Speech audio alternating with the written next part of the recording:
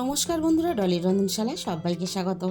আজকে তোমাদের সাথে শেয়ার করব মাছের একটা দুর্দান্ত স্বাদের রেসিপি।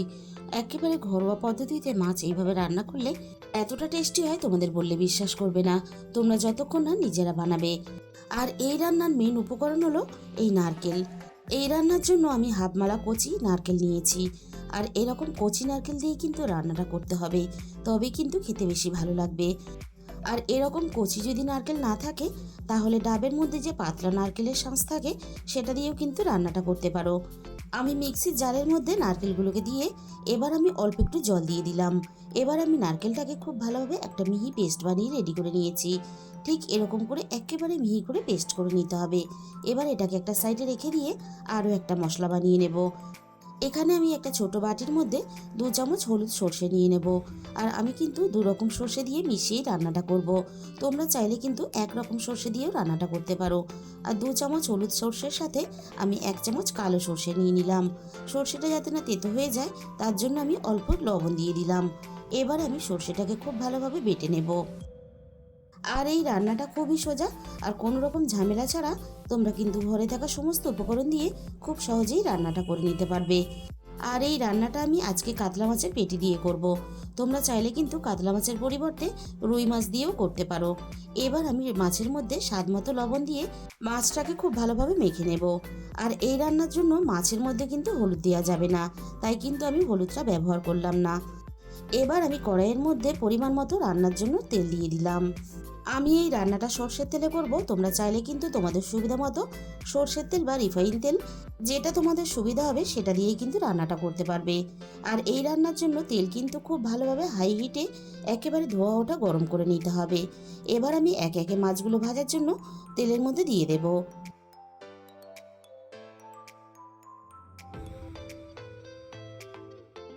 মাছের একটা সাইড বেশ হালকা লালচে ভাজা রং ধরে গেছে, আর একটা সাইড ঠিক একইভাবে আমি উল্টে পাল্টে হালকা লালচে রং ধরা পর্যন্ত ভেজে নেব।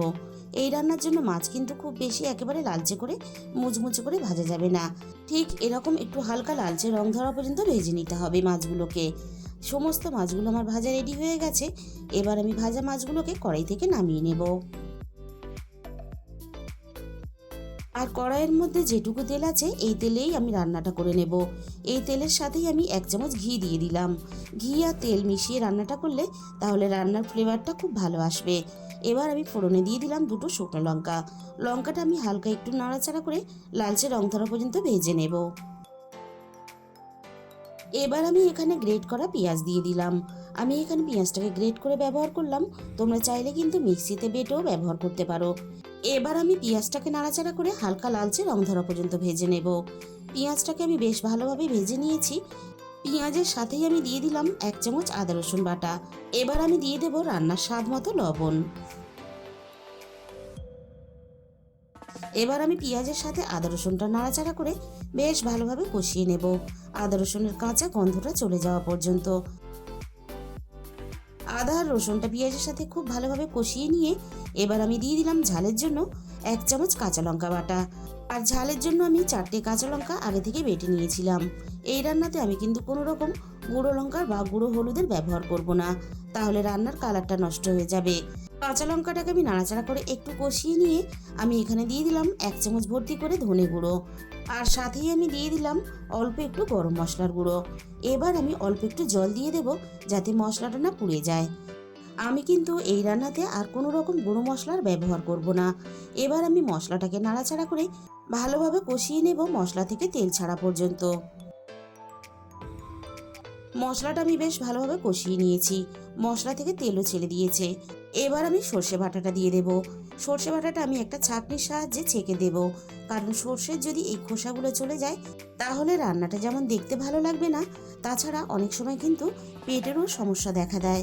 তাই এইভাবে ছেঁকেই আমি সর্ষেটাকে দিয়ে দেব। যতটা সম্ভব সর্ষে দেওয়া যায় ততটাই কিন্তু আমি রান্নার মধ্যে দিয়ে দিয়েছি, বাকি এই খোসাগুলো কিন্তু আমি ফেলে দেব। এবার আমি সর্ষেটাকে মিনিট 2 মতো সবকিছুর সাথে একটু নাড়াচাড়া করে নেব। সর্ষেটাকে আমি খুব ভালোভাবে মিশিয়ে নিয়েছি। এবার আমি রান্নার মধ্যে বেটে রাখা নারকেলটাকে দিয়ে দিলাম। বন্ধুরা, তোমরা হয়তো নারকেলের দুধ দিয়ে অনেক রকমের মাছের রেসিপি বানিয়ে খেয়েছো, তবে এরকম কচি নারকেল দিয়ে একবার এই মাছের রেসিপিটা বানিয়ে দেখো। খেতে কিন্তু অসম্ভব টেস্টি হয়।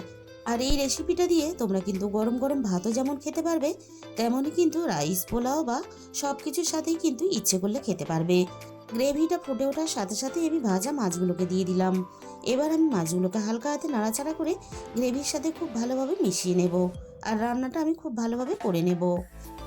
মিনিট 10-15 মতো আমি রান্নাটা বেশ ভালোভাবে করে নিয়েছি। আর গ্রেভিটা ঠিক কিন্তু এরকমই রাখতে হবে। রান্নাটা কিন্তু আমার প্রায় রেডি হয়ে গেছে। আমি রান্নার মধ্যে আবারও একটু গরম মশলা গুঁড়ো দিয়ে দিলাম। আর সব শেষে আমি আবারও একটু ঘি দিয়ে দিলাম।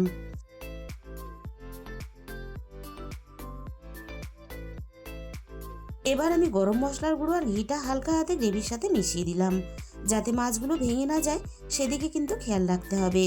রান্নাটা আমার রেডি হয়ে গেছে, এবার আমি নামিয়ে নিলাম।